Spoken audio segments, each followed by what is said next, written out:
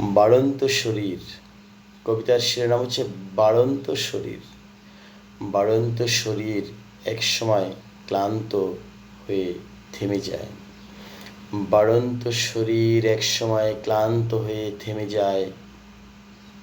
অতি বড় উদ্ধর্ষী চঞ্চলা কিশোরী মেয়েটি আর মারে না ঢিল পাড়ার বড়ই গাছটায়।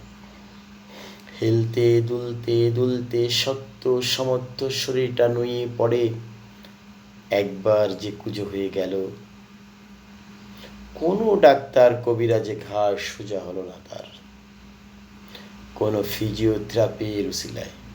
একদিন অবশ অকেজো অঙ্গ প্রত্যঙ্গগুলো কেন যে শরীরে বয়ে বেড়াতে হয়, প্রশ্ন জেগে ওঠে মনে।